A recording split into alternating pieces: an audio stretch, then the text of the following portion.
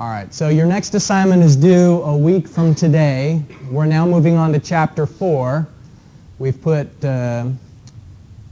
hydrostatics behind us, although we'll continue to use those ideas. We're finally now talking about moving fluids. And so Chapter 4 begins with a discussion of flow types and flow visualization. Any questions related to these announcements before we get into the new material? Yeah. Excuse me? It's about the things that we're going to begin talking about today until Tuesday. So it's the new material. Yeah. All right. So we've done in Chapter 2 fluid properties. In Chapter 3 we did hydrostatics. And now in Chapter 4 we start talking about fluids when they're moving. And if you think about it, most fluids are moving, especially in engineering structures that we're interested in. Dams, water going through pipes. Most of the time what we're trying to do is move water from one place to another. And so hydrostatics is important and it's valuable, but mostly it's valuable and important because it informs the rest of how we deal with the movement of fluids. There's a couple of approaches, generally speaking broadly, of how we do the calculations in moving fluids. And one of the approaches is called the Lagrangian approach. And the question when we're trying to invoke the Lagrangian approach is, what is the fluid velocity? If water is moving from one place to another, we want to know how quickly it's moving there. And so this idea is, let's keep track of every particle. Or if not every particle, let's keep track of enough particles so that they're representative of what's happening inside of the flow field.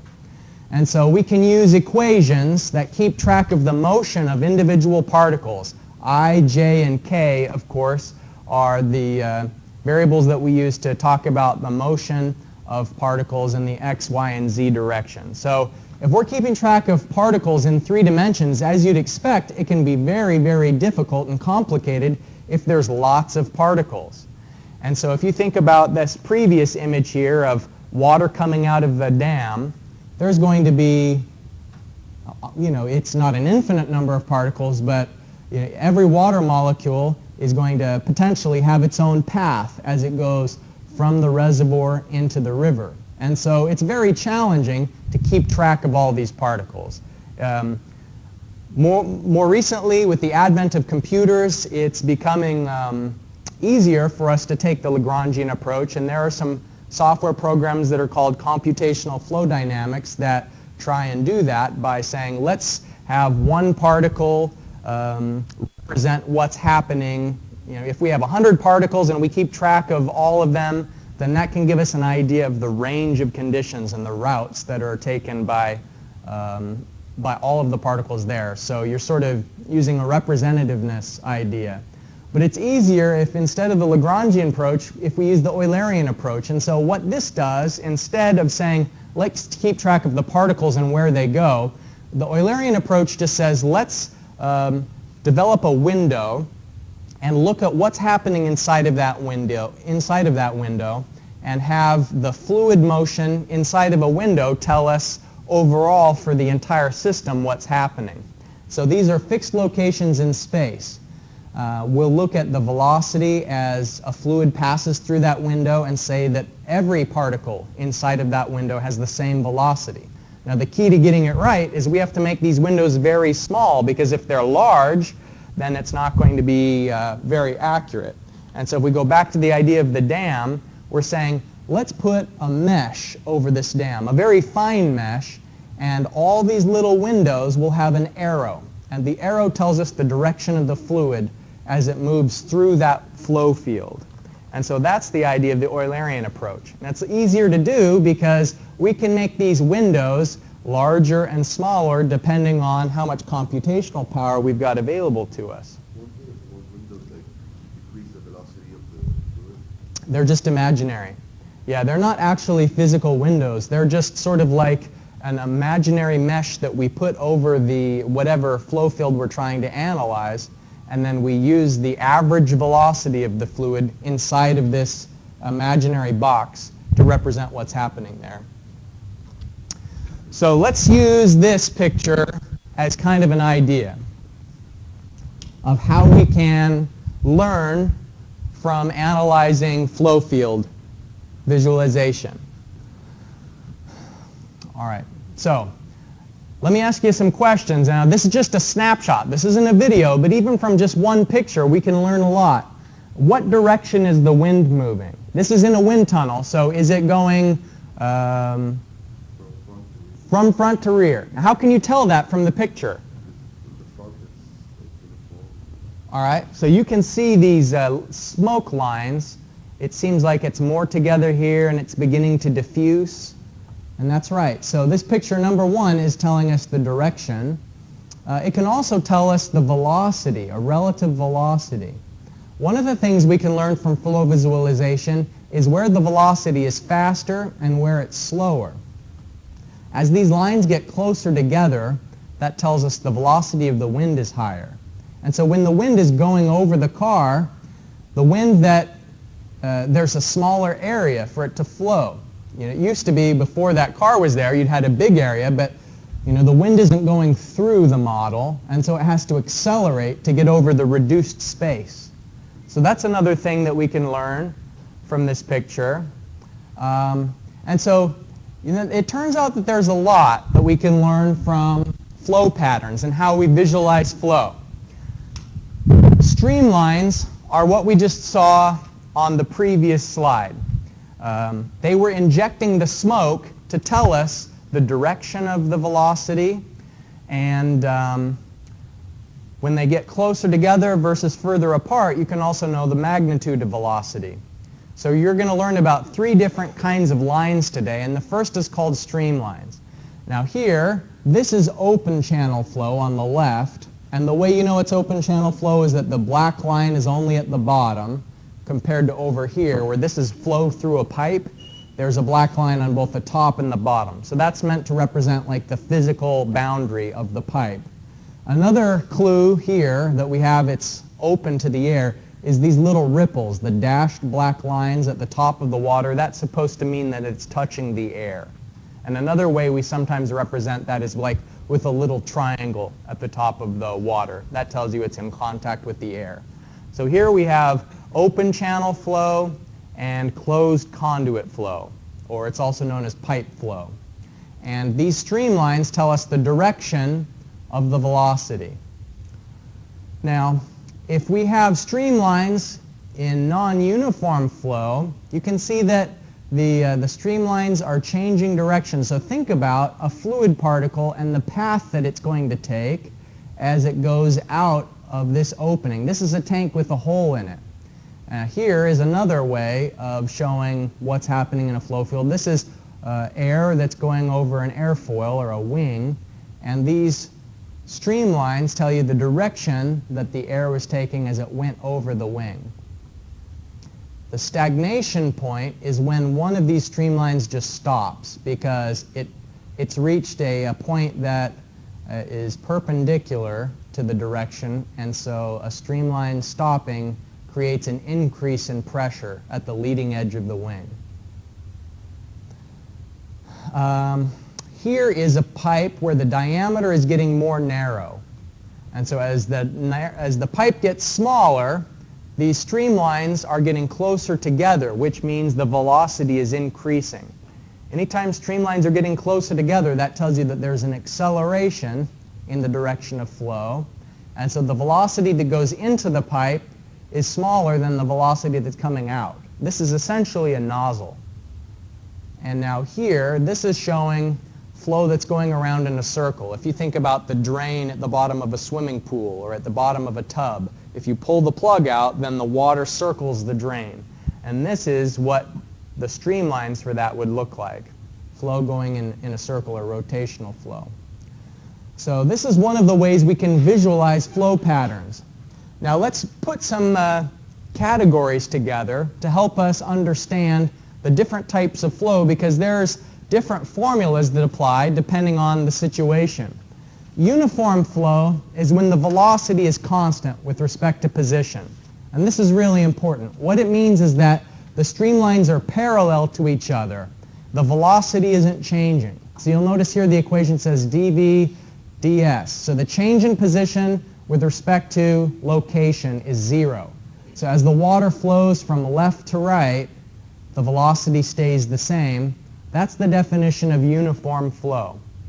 On the other hand, non-uniform flow is when the velocity is changing with respect to position. So here the velocity is increasing on the left because the water gets faster as it moves through a nozzle that's sort of choking down the flow area. You have to have the water speeding up to make it through the smaller diameter. And here, the velocity is changing not because the speed is changing, but the direction. And remember, velocity has two components. It's a vector, so it's got magnitude and direction. And so here in case B, for rotational flow, the magnitude of the velocity may be constant, but the direction is ever changing, and so that's what makes it non-uniform flow. So one of the way we can categorize flow is by uniform versus non-uniform. The next way that we break it down is by steady versus unsteady. Steady flow means that the velocity is changing over time. Are not changing over time. So the change in velocity with respect to time is 0 for steady flow. Unsteady flow means that it is changing, but what you'll notice is I don't have a picture for this one. And the reason why is that we need a video to show whether conditions are steady versus unsteady. A picture only tells you what's happening at a single instant, but steady flow versus unsteady flow is defined by some time interval. And so we need a video instead to show what unsteady flow is. So let's pull up a quick YouTube video here just to illustrate unsteady flow.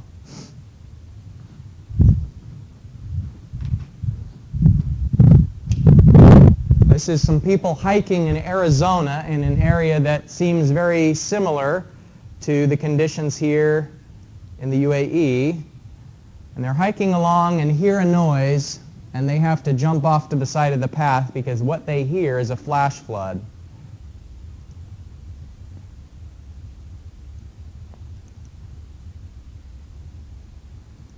You can see that right now the riverbed is dry, but off in the distance here is some water that's rushing past. So this video is showing unsteady flow. The conditions are changing with respect to time. At first there will just be a very shallow depth of flow, but then it's going to get deeper and the velocity is increasing. This cameraman wisely steps to the side because it seems like very little at first.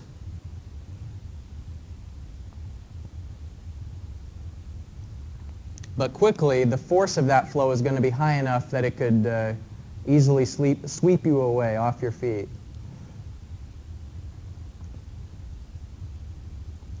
In just a matter of seconds. In fact, you can still see where the velocity is just starting out. All right. So of course, we have the same sort of phenomenon here in the UAE when the water comes down through the wadis. It's very dangerous to be out hiking when it's raining. So that is unsteady flow. Conditions are changing over time.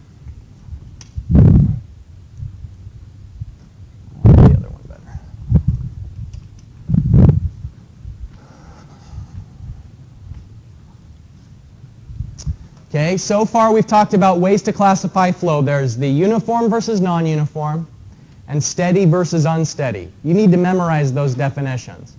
Or even better yet, just understand them. So there's no need to memorize the definition word for word if you understand the concept. Another way that we can classify flow is by laminar versus turbulent. And you've probably heard the word turbulent plenty of times. You know, people talk about turbulent relationships or turbulent geopolitical conditions. It just means things are mixed up and very disorganized and chaotic. Laminar is the opposite of that. Laminar means things are smooth. And what's characteristic of laminar conditions is very low velocity. Laminar condition here, this blue line represents the velocity profile. And what it's showing is when the water is at the edge of the pipe, it has a velocity of 0. So the further away you get from the edge of the pipe, at the center of the pipe, the velocity is the fastest. And so there's a smooth transition between the high velocity at the center of the pipe and the low velocity at the edge of the pipe. By the way, why is the velocity at the edge of the pipe low?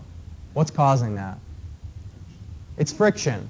It's the water touches the pipe, and the pipe is sort of pushing back. It's resisting motion in the same way that we were talking about shear stress and that block. So here, the pipe is pushing to the left as the water moves to the right. So it's pipe friction. Now, laminar conditions are found when what's called the Reynolds number, RE is an abbreviation for Reynolds number, when the Reynolds number is less than 2,000. And so here is the formula for the Reynolds number. It's the density of the liquid, the velocity of the flow, the diameter of the pipe, divided by the absolute viscosity. Now, turbulent conditions, on the other hand, are characteristic of fast-moving flow. So if water is going through the pipe very fast, then instead of being smooth and the direction is always to the right, what it shows is that there's a lot of rapid, chaotic, and random movement of the particles, and so the velocity profile, instead of being nice and smooth, there is just a lot of jagged sort of disorganization in turbulent flow. And the Reynolds number above 4,000 is when we can say conditions are definitely turbulent. Now, in between the two, it depends. If the conditions were laminar and you're gradually increasing the fluid velocity, chances are good that the flow will stay laminar until you get to 4,000. But if you're coming from the other direction, if you have water going through a pipe at a really high velocity and you're gradually decreasing the V and it's getting lower and lower, then probably conditions are going to stay turbulent until you get to the 2,000 threshold. So between 2,000 and 4,000 is called transition flow. And so it's not necessarily certain what the conditions will be. V stands for the velocity of water, or whatever the fluid is, and D stands for the diameter of the pipe. So let's get some example with the Reynolds number, and I'm going to show you a simplification for the Reynolds number formula. You see here on the screen, it's written as the density of the liquid, the velocity of the liquid going through the pipe, D is the diameter, and then mu is the absolute viscosity. So another way of writing Reynolds number, instead of density, velocity, diameter, and absolute viscosity, or we could say it's the velocity multiplied by the diameter divided by the kinematic viscosity. So you'll remember that kinematic viscosity is absolute divided by density. So it's just a simplification here. Here's the Reynolds number. V times D divided by the kinematic viscosity. All right, so here in this example, we're saying we have a pipe that's 2.5 meters in diameter, and the water is moving 0.1 meters per second. Now, you may not have it memorized, but I do. The kinematic viscosity of water is 1 times 10 to the minus 6 meters squared per second. So you can use that in this example, and I'd like you to find out what is the Reynolds number in part A, and then in part B, find the maximum flow velocity that's going to give you laminar conditions.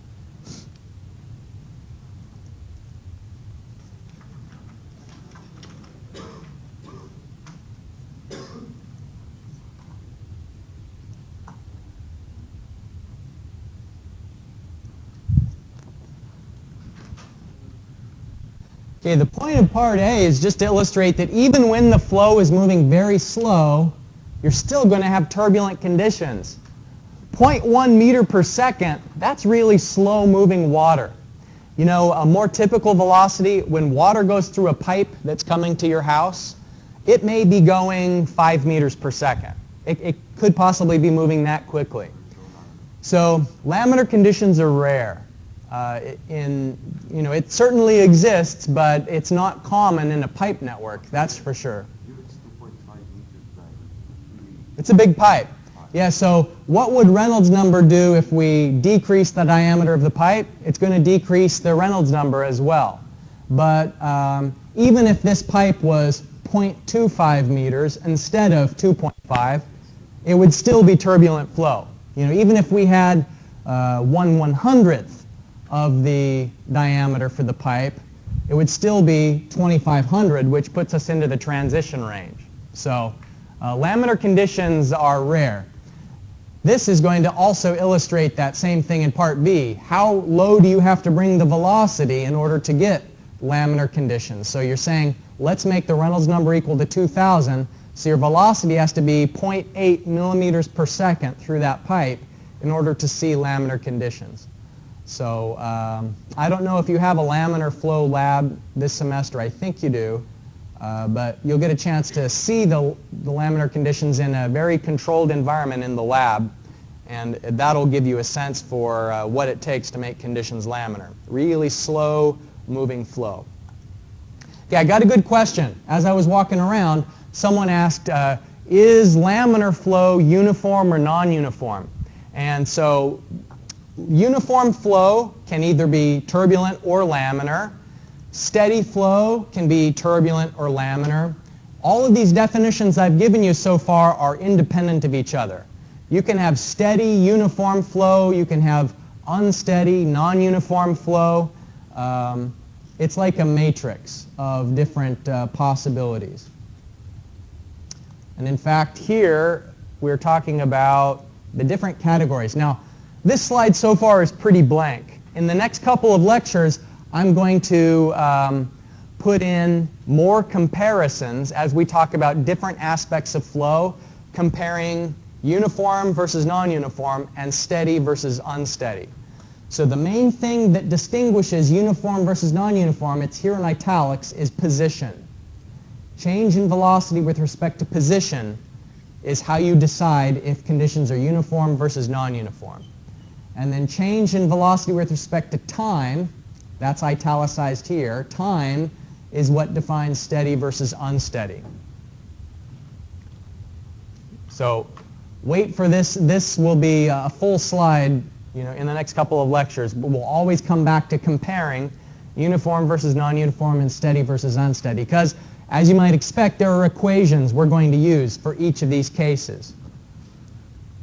Okay, we already talked about streamlines. It tells us the direction, but not directly the magnitude. It only gives us a relative idea of the magnitude of velocity. A pathline shows you if you release a particle into the flow field, you could keep track of where that particle goes, and that's what we call a pathline. If you're connecting the dots to where a particle goes when you release it into the flow. So think about if you were standing on a bridge and there's a river underneath the bridge and you throw a bottle into the river. You could watch that bottle and it's moving through the stream, and you could connect the dots from where that bottle went, and that's a path line. It shows the movement in the particle over time. There's also something that we're going to call a streak line. And a streak line is a little bit more difficult to think of than a path line. Here I'm sketching on the board that bridge that we talked about, and here is a river. Okay, so here's the river, and this is our bridge. So think about, here you are standing on the bridge. Now earlier I said, what if you throw in a can, and the can is flowing, and it just goes through the flow, and you could connect the dots that shows where that object goes over time. Okay? Well, if we want to talk about a streak line, it's actually, if instead of throwing a single object, what if you're releasing a tracer? Like, think you're walking across the bridge and you're pouring paint into the river. I hope you never do that, because that would be considered pollution, right? So we're just doing it for like a thought experiment. The river is flowing this way. What would it look like if you're walking across the bridge, starting here, and you're pouring paint into the river? By the time you got here, where would the paint be? The paint that you first put in would be pushed all the way down here, because when you were standing here, here's the water, so you're pouring in the paint and you're walking across as you continue to pour. So there would be a line like that, and here is the paint, and it's called a streak line. So a streak line is another way to tell the story of where the flow has been going. Because here is the beginning and here is the end, and you can tell because you know that you are walking across the bridge. That's what causes this diagonal component of the streak line. But the movement side to side is what tells you the river's motion. So there's two different components of motion in this streak line story. There's the side to side from the river, and then you could tell from this streak line how short it is, how quickly you walked across the river. So that gives you the general idea, but I've got a handout that's going to give you some practice on flow motion.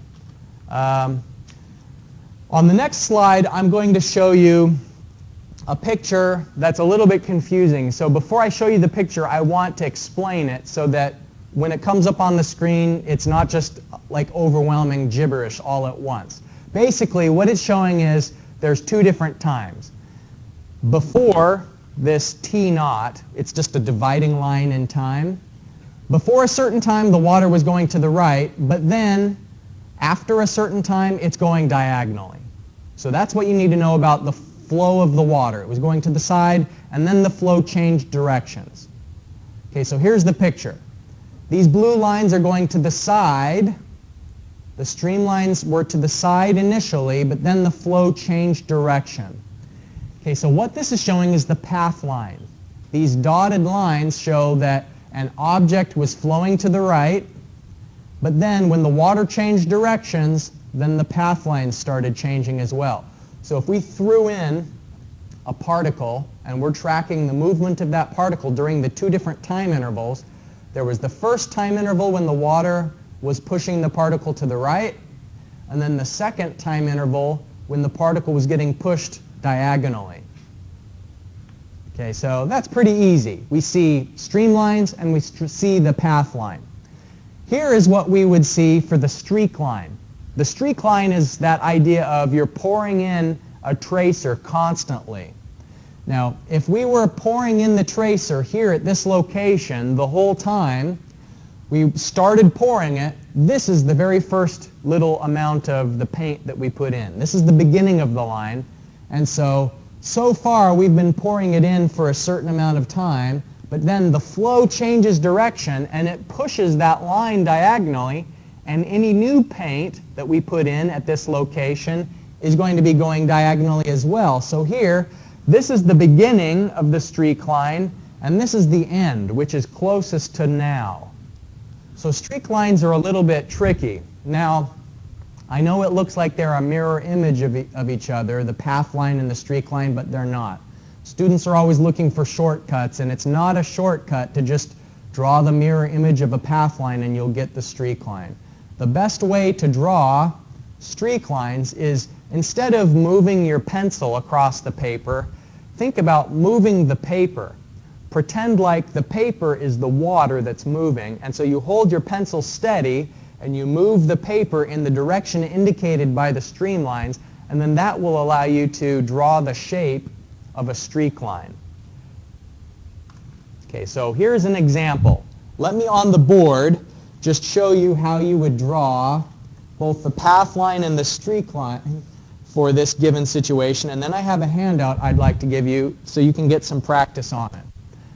Okay, so here we've got water flowing to the left for 9 seconds, then down for 4, to the right for 9 seconds, down for 4, then the left for 6. So if I'm going to draw the path line is just thinking about where does a particle go during these times. So I'm going to draw 9 dots to the right because it's starting here. So 1, 2, 3, 4, 5, 6, 7, 8, 9, and then it goes down for 4. 1, 2, 3, 4, to the left for 6. 1, 2, 3, 4, 5, 6. And then I connect the dots. So there's the path line. Now for the streak line, the way to draw that is you think about the board is moving. Instead of the particle is moving, I want to have my pen stay steady and the underlying paper or board is going to be moving. So if the board was moving to the left for 9 seconds, my hand would stay here and the board would move to the left.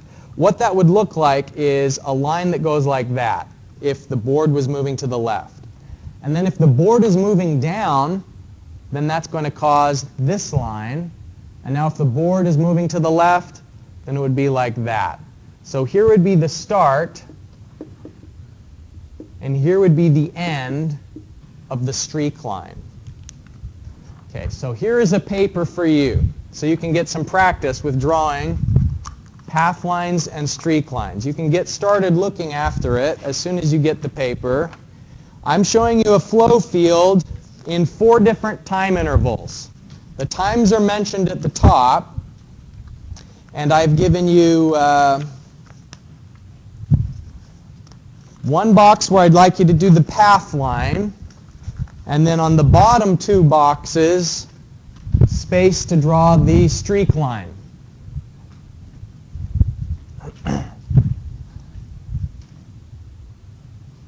So there's no wrong answers. You know, I'm not collecting this for a grade, so don't be worried about sketching it wrong. Just give it a try. On the top one, you're doing the path line, and then down here, you're doing the streak line for these 4 different flow intervals.